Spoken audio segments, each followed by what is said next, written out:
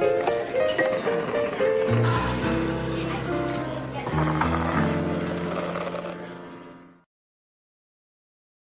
afternoon. Welcome to Double Shot of Steelers, where apparently we're going to be having a candlelight vigil in honor of Rock Taylor's short and uneventful Steelers career. I kid. That's all I've got for you today. Thanks for watching, everyone. Poor Rock Taylor being unfairly and undeservedly, I might add, designated the summer superstar for presumably no reason other than that he has the very cool first name, ROC. Because I can't think of what else it could be after having watched him in camp. He's just not that great. Hi, I'm Dejan Kovacevic of DK Pittsburgh Sports, soon to be joined by Chris Halleck, not only on this program, but also on our flight together to Charlotte, North Carolina, where the Steelers will conclude their preseason tomorrow night at Bank of America Stadium. It promises to be, well, let's just say it's going to be potentially an unusual event. It's not going to be necessarily the normal Steelers versus Panthers in August, which you can pretty much discard as just totally irrelevant. And here's why I say that. Early this week, whoever the heck Carolina's coach is, and I can't remember, they change all the time. I don't even know who the guy is anymore. He told reporters in Charlotte that the Panthers were not having anybody play. They're not having any of their starters play. This despite the Panthers getting smoked, not just on the scoreboard, by combined 50-13 through their first two games. Those were against the Browns and the Texans, but also just really not looking good. I mean, their first team guys, he even acknowledged that. He said, one of the things that's great about this is that we have an opportunity to work on this and fix this. This is the way the guy talked. It was like the whole thing was just really, very non-Pittsburgh, right? And then he tells them 3-4 days in advance he's not going to use any of his starters against the Steelers. Well, okay, not our problem, right? But then Mike Tomlin yesterday says, for whatever it is that you can say about his demeanor, he definitely doesn't have the non-Pittsburgh component to him. Mike Tomlin says yesterday that only 4 players are going to be held out of this game for non-health reasons. Be it the ones you would expect: Aaron Rodgers, DK Metcalf, TJ Watt, Cam Hayward. So who knows who's going to play against Carolina's not good players. Although even their first teamers are not good, they're going to be a heck of a lot better than the ones who are good or who are at least starters. I have a feeling you could see just like a little bit of a display. And why not? If you only get to go out there, let's say the Mason Rudolph offensive unit, the one we've been seeing in the preseason so far, with the 4 offensive linemen, everybody but Isaac Seumalo. What if you just put everybody out there? Not Rodgers, not Metcalf, whatever. But who else are you holding back? Darnell's been playing a lot. Darnell's a starter. Darnell Washington. Pat Freiermuth, you can put him out there. You want to get some of these guys at least a little bit of a rhythm. Have yourself a couple of series where you really build up some kind of confidence. I know. They're all going to keel over and die after 4 snaps or whatever. But I really feel like there's benefit to this, because if you look at where the Steelers are right now, and how much distance there is to travel between here and the 7th of September in New Jersey, it's 2.5 weeks. That is a long time without competitive football. Next thing you know, you run out of the tunnel. There's 80,000 people wearing green, and they're getting on Rodgers and everything, and the game is super serious, and you're like, whoa, hey, geez. Get something in there. Get some kind of action in there. Find out where you are. Feel all that stuff that you're talking about. When we come back, we will be joined by Chris. At DK Pittsburgh Sports, we take pride in coverage that connects our city's fans to their favorite teams. Now, that connection's stronger than ever. Introducing our all-new state-of-the-art app. Find expert inside reporting and original podcasts. Check live box scores. Track the latest stats. Chat it up with our community of thousands of fans, all in one place. The new app from DK Pittsburgh Sports. Coverage that connects.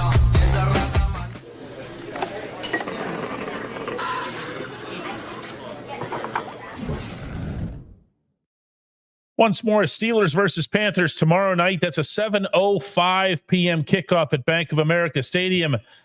The gentleman over to my side here, and I will be sitting like this on the aircraft in 2 or 3 hours over at Pittsburgh International.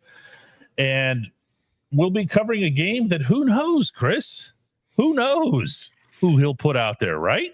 Who knows? I do think even if we do see the likes of Jalen Ramsey or Darius Slay, it's going to be very minimal. It might be just to get a series in, just to be like, hey, here's everything we've worked on. Mm-hmm.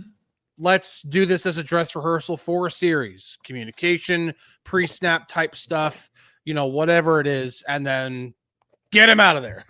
Just get him out, get him healthy, make sure that they're healthy for September 7th in New Jersey. It should be a lot of fun, but I still think that this is going to be primarily a pretty I don't think there are going to be a lot of fireworks, but who knows? I could be wrong. But no, it's still going to be a Logan Woodside kind of day. Okay, but at the same time, see, there's something about game prep too. Like we were noticing players on the field the other night at Acrisure Stadium for warmups who knew they weren't playing, but they just wanted to go out there in uniform. I think TJ was one of them. Where you go out there and you're in uniform and you're doing your thing and you're having your pregame feel and prep and all that other stuff. Let them go through that. Let them go through the outside linebacker huddle and all that stuff. Who ride, we ride, and all that other stuff. Have them get into it. Have them just feel it. And then if you can, go out there and do a good thing or two. Don't be an idiot. Don't put yourself at risk. If you sense that something bad is about to happen, go back in the other direction. What do they say? Take care of business. Don't be trying to, tackle Darnell Washington and things like that. Make sure you're being smart about it, but go ahead and have a good experience. Is there a guy or are there multiple guys, Chris, that you're looking at in this game where you say, this actually matters to them? I have Beanie Bishop circled in giant neon. Yeah, he's a good one. He's probably the biggest one because the great thing that Beanie Bishop has now over somebody else other than let's say Corey Trice, who's also kind of on that bubble right now, is that Beanie's going to be playing tomorrow night. Corey Trice is not. And so Beanie has an opportunity to use that availability to his advantage, to prove something, to prove that he can be a player that's worth keeping. Especially because Beanie doesn't do a whole lot other than playing the slot. So you got to figure out another way to contribute. Beanie's a good one. For me, I kind of want to see just the overall depth of the offensive line again. This will be the third of the 3 preseason games. It's not been great so far. Need to have at least another guy or two because some guys, for example, Dylan Cook, I thought had a pretty decent camp. Not anything that's going to, shake the earth or anything, but thought he looked pretty solid. Stephen Jones too, but then they've gotten into stadiums and it's just not carried over. No, that second unit. Whew. Yeah, it's been pretty rough. Especially on runs. Yeah, I mean, but even then, Stephen Jones had a couple of, I think he had a false start. Dylan Cook at one point was trying to seal off the backside of a wide zone play, and he got completely turned around and was having to try to block the defender with his back. And that's never a position you want to be in as an offensive lineman. So it's little things like that. It's like who of this offensive line depth can step up, because there are still a couple of guys out there in terms of free agents that, it might be like, you know what? It might be worth using a little bit more of the cap that we were anticipating to make sure that our depth is solidified at this position. So I don't know. I kind of want to see the depth of the offensive line again, and that might be at my own peril. Yeah, do you want to start Isaac though? Isaac Seumalo, who has not gotten a start with his teammates yet. Maybe a series. That's what I'm talking about. Yeah, This is a lot of this starting is just guys. symbolic. What we're referencing here is not putting people at risk. Yeah, I want to see them take the field together again without Rodgers, without Metcalf, and there's a difference to be there. But these guys, I just feel like there's something to be had from just having that experience and getting out there, and then 2.5 weeks between now and heading over to East Rutherford here.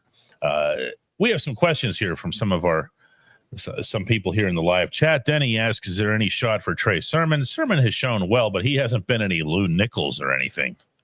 No, Lou Nichols is doing a whole bunch to make a push for I would say a spot on the practice squad. I wouldn't quite put it.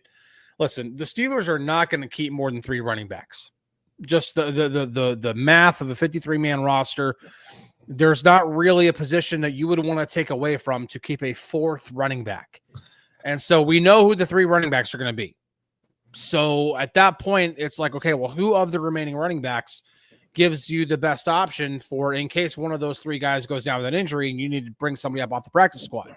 And Lou Nichols, to me, is a guy who has shown enough in 2 games where I'm like, whoa, I might be a little bit more interested in that guy than Trey Sermon, who's actually been in the league for a while and kind of already puts. I mean, Lou Nichols is shown more. I see what you're saying. Yeah. Sermon has what he has on film, and I don't know that he's floored anybody. He's shown himself to be capable in the summer setting here. But when you see Nichols showing up late in games, and reminder, it is late in games in every instance here. And also reminder, whatever broadcast you happen to be watching, the broadcasters are so grateful for anything that happens in the 3rd and 4th quarter that looks like actual football that they are going to inflate it. Especially this game. I mean, but that's traditional though, Chris. You're thinking old school here. I have a feeling the Steelers are going to put people out there. This is not sharp. This is not the normal. Tomlin, he has said before the first game, I'm sitting 19 guys out. Here they are. Before the second game, I'm sitting 15 guys out. Before this one, he says he's sitting 4 out. I mean, there's a pattern in place. There is. I still don't think that we're going to be seeing a whole bunch of those guys who will be starting.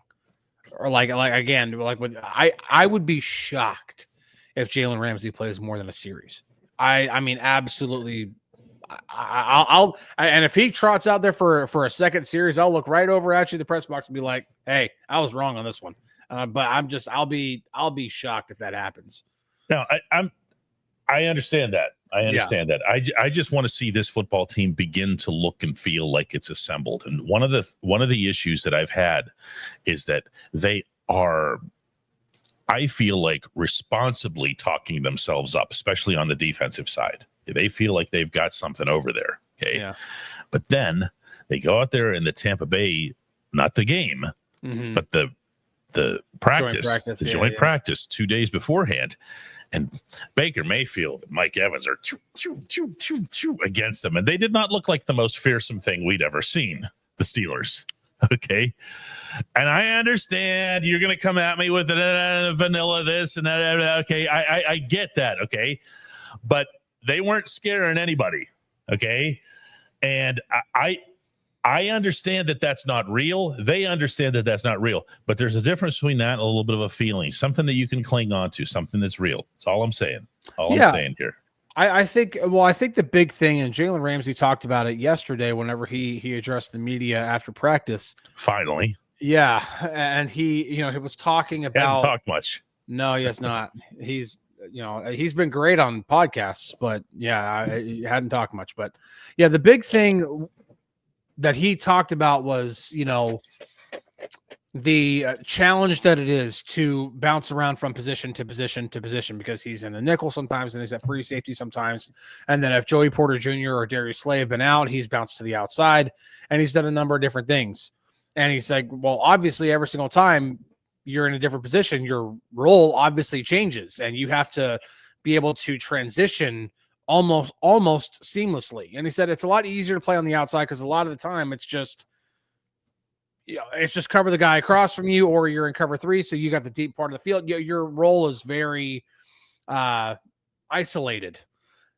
Not so much that's not so much the case whenever you're playing in the nickel or even playing free safety. You can be a lot more convoluted than that, especially because whenever Ramsey is at either one of those positions, he's the primary communicator for the secondary. So like when Queen is like given the call, Ramsey's the guy who's going to be making sure that the back end is taken care of based off of what the call is. And so exactly, I think the valuable part is getting out there for a series, and who knows, maybe even two, to go through that process of making sure that you're all in sync with each other.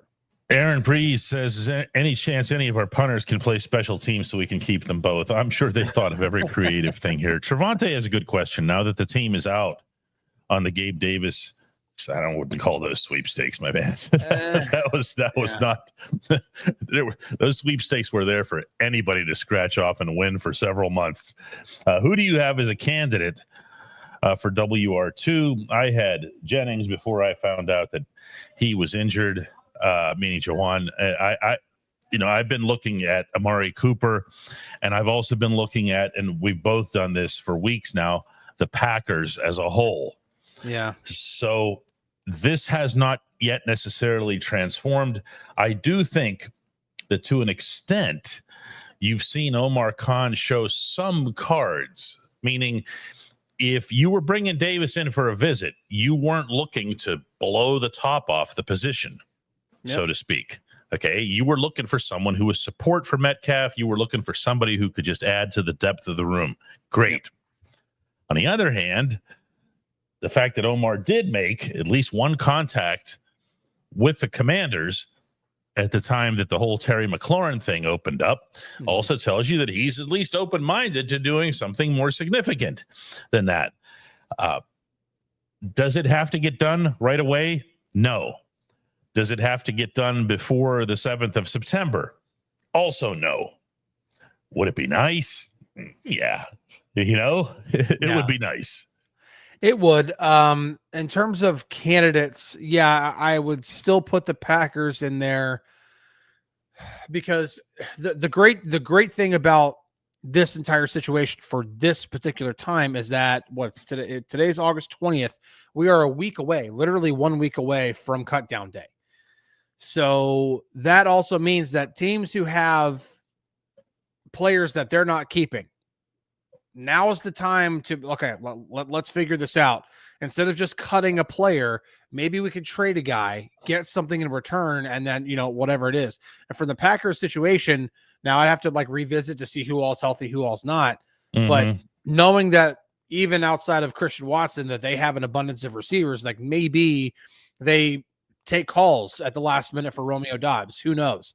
But I also know the Patriots have a lot of receivers, and not a lot of them are going to be guys who are going to move the needle a whole bunch. But will it help provide depth if one of their guys do get cut? Yeah, it will. It will be a guy where you can go in, and if everybody's healthy, you feel a little bit better about this receiver room than you did before whatever transaction that is. So I don't think at this point, if they do add a WR2 type, it's not going to be a guy that's going to blow your doors off. So I hate to kind of be the bearer of bad news on that. No, I mean, that's the thing that happens when you invite Davis, not to dump on Davis or anything. If he's healthy, he's 26 years old, you'd be plenty happy to have him, but he's not. Yeah. And that makes judging him and his value pretty difficult here. Nunzio comes in and says, do you see the Steelers picking up another receiver after teams begin to make cuts? That to me has always been the likeliest scenario, because you're going to have your greatest selection. I can promise you that in those offices over there on South Water Street, The Steelers have gone up, down, and sideways on every guy known to be available. And the kind of work that you have to start doing now is the might become available work. And that's where you start getting into the Green Bay guys. Yeah, absolutely. I'm trying to pull up the Patriots roster right now so that I can at least get a whole list of their receivers. But they definitely have a couple of guys that when you look at them, you'd be like, well, they're not going to keep it. I mean, NFL teams in general don't usually keep more than 6. And just by basic arithmetic, you're like, you're not keeping all these guys. You cannot keep all these guys. And so that might be a place where the Steelers go to look, whenever one of those guys are cut, that could be an option. Jonathan asks if there's any chance that Will Howard plays tomorrow. I mean, I suppose there's always a chance, but he didn't, you're not just going to throw him in cold. He didn't practice. Yeah, I would not. I would not. No. Yeah. I mean, I guess anybody can wake up in a mood and say, hey, let's let the kid play with a busted finger. I don't think that's going to happen. That wouldn't help him. That wouldn't help them. Yeah. So, no, I know it's disappointing to fans who really got attached to him, maybe from his college run, maybe from his interviews, maybe a little bit of both. But that just doesn't make any sense at all. Now, you're stuck with your Logan Woodside era of Steelers football for one more night. Yeah, it's not going to be that much longer. And yeah, I mean, obviously, if Will Howard's not healthy and they want to put him on IR, then they could do that, like designated to return. But and William brings it up here. What are the chances of keeping Skylar Thompson over Will Howard? It's not happening. Well, hang on. What if Howard gets placed on some sort of injury status? Well, that would be the only way. They're not. Well, but that is a way, though. Well, that would, yeah, but in terms of like making a choice over who you're going to put through waivers, but it's not. If you say to yourself, listen, we can put Howard on the IR designated to return thing, knowing that he's not going to play anyway. Yeah. Which he isn't. Okay. And what is that? 4 weeks. So you have Skylar Thompson is now your number 3. He's ready for you if needed. Yep. It just seems like a logical move. And you could say anything about the kid's injury. Oh my God, it's the worst broken finger of all time. You should have seen it. Okay. And put him on that status. And that way you keep both. Just saying. You could do that. But the problem is, and I don't remember the exact number because I think it keeps changing, but you only get too many IR designated to return. Yeah, you can't do it with like 17 guys. Okay. No, unfortunately, you cannot. And so it's not like so those are pretty valuable. And so if the Steelers, if they Corey Trice could be a guy that correct, that would be a guy that they would like. We really, really like him. We don't want to necessarily cut ties with him, but it's not going to be ready for the start of the season. So, let's just see. But Calvin Austin could be a guy like that too. We'll see how that goes. And honestly, when you're talking about value to the team, you're going to do that with a Calvin Austin or a Corey Trice more than you will for a Will Howard. Whenever Will Howard has they don't want to hear. Nobody wants to hear that. Stop saying things like that. But I mean, even if it's true, stop doing that. but with Howard's injury, it's not like it's going to be an injury. Like I think the original prognosis was a maximum of 6 weeks. I mean, you're talking about like he's not going to be active anyway. Yeah. Like even if he's like good to go, like fully good to go by week 3, you're good. Like you can always you're going to have a quarterback on the practice squad. So you can always bring that quarterback up for 2 weeks and have him be your emergency third guy. And then after that, Will Howard's good to go. So I don't think IR designated to return is going to be the bottom of the quarterback depth chart aside. Let's get to some other stuff here because I see now a bunch of that. It's like the team needs 2 quarterbacks. The team has 2 quarterbacks. Bobby asks, is there a chance that Brandon Johnson, my guy, will make the team? I believe that there's a chance.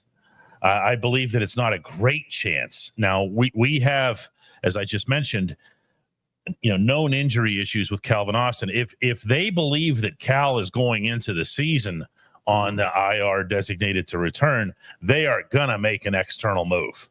Yeah. Okay, that takes a want and turns it into a need. Okay, then you have DK Metcalf. You have Roman Wilson basically functioning as the other wide receiver.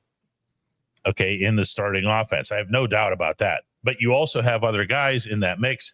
Ben Skoranek appears to be healthy, which is a little bit of a surprise considering what happened to him at practice last week. Yeah, for real. And Scotty Miller is Mr. Reliable, and they really like him. So it's still going to be uphill for Brandon. But Brandon is 6'2", 195. He has experience in the NFL. He had himself a nice camp. I wouldn't go overboard with it, but he had himself a lot better camp than, for example, everyone's darling Rock Taylor. He just did. Yeah. It's okay, true. out of 10 wide receivers in the fold, Rock Taylor was 11th. He just happened to be first in the fans' hearts for some reason. I think it was the name.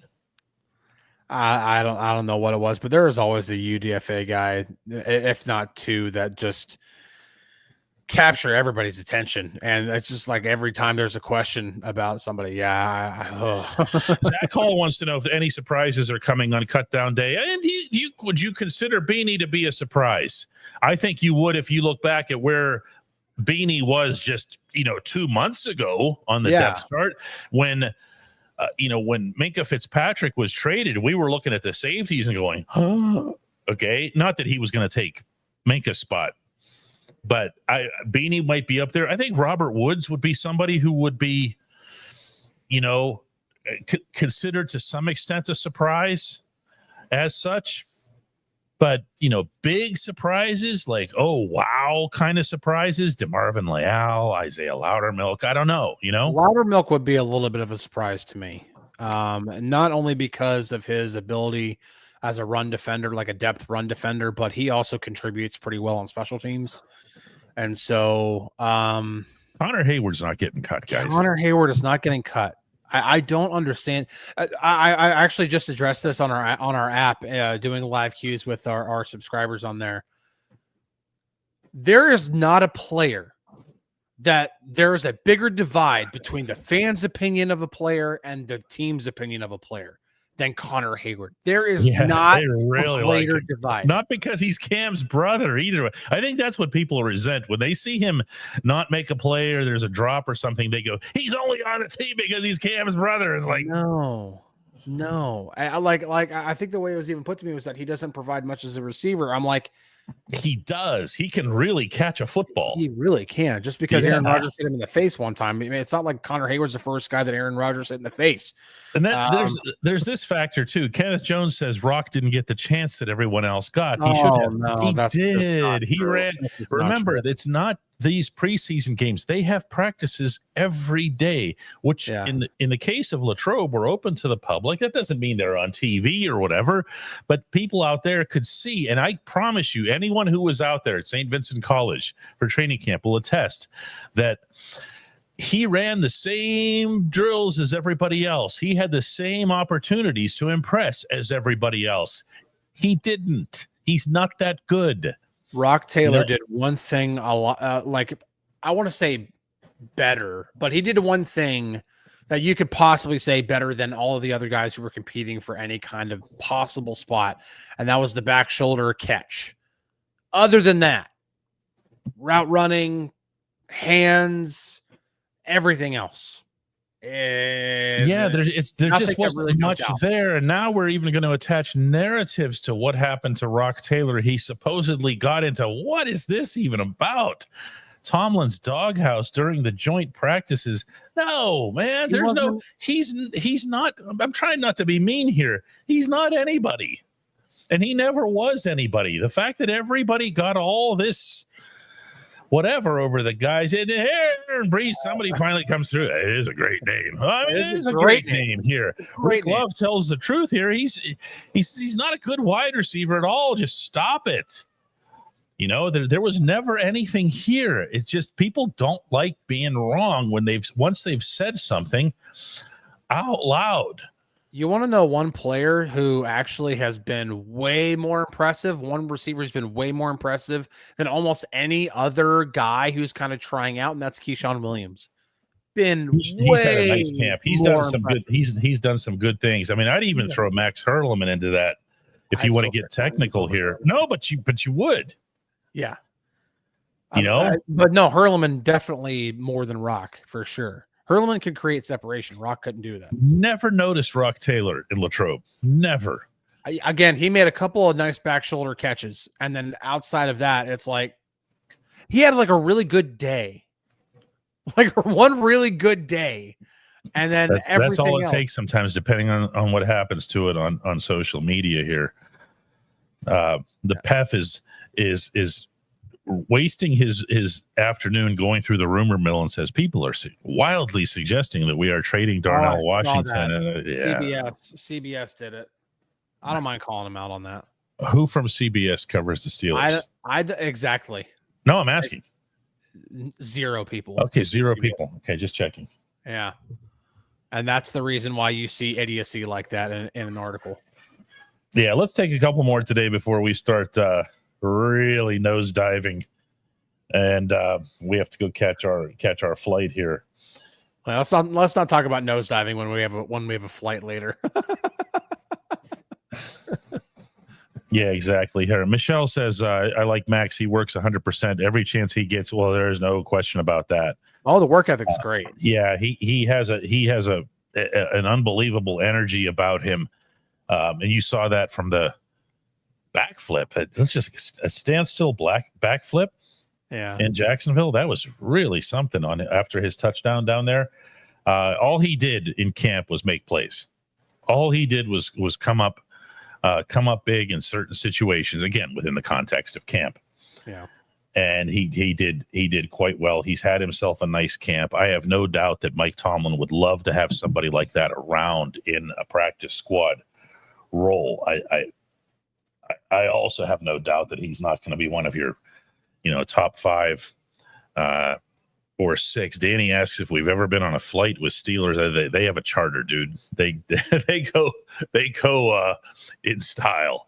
Yeah, they have their own plane, and nobody who covers a team ever travels with you lose your independence and everything. We pay for our own travel. We fly on the same kind of flights that you do.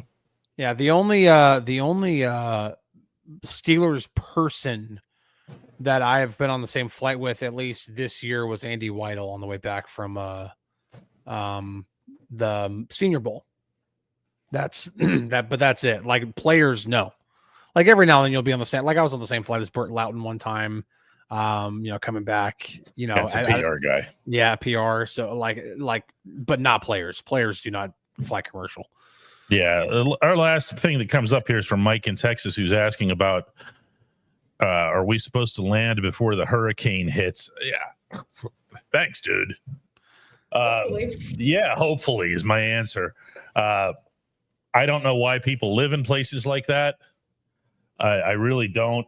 I saw a thing last night I ran across by accident, Chris, that listed the 10 safest cities in America as it relates to weather changes and climate change and so forth. The 10 cities that benefit the most in America from climate change, meaning as opposed to being hurt by it, floods and hurricanes and so forth here. We were number 3, baby. Been saying this all along. Pittsburgh has the safest. People talk about Pittsburgh's weather as if it's a bad thing. We have the safest weather and natural disaster conditions of like any place in the country. We don't get hurricanes. We get like one tornado every century, the one that went through Mount Washington back in the 90s. There was one that hit a couple of years ago, but yeah, there was one that hit like I think last year or the year before. The touchdown, it was official. It didn't exactly. It did some damage where I live. And it did. Okay, but we're not exactly Tornado Alley here. No, but definitely not. It's not like living once every 30, 40 years thing. Yeah. Earthquakes, tidal waves. We've even gotten our floods problem solved. Yeah. We don't even really have those except for Millvale and Carnegie. All due respect to those people, move to higher ground. Yeah. You've been found out. Yeah. Okay. Find higher places to live. So anyway, if you know anything about a hurricane that's going to hit me and Chris tonight, feel free to let us know here. And no, snow is not a natural disaster. It's just snow. It doesn't hurt anybody. It is just snow. And we're too far away from the lake to get lake effect snow. So yeah. So if you ever left Pittsburgh because of the weather, get smart and come home. Okay, because we're where the weather counts.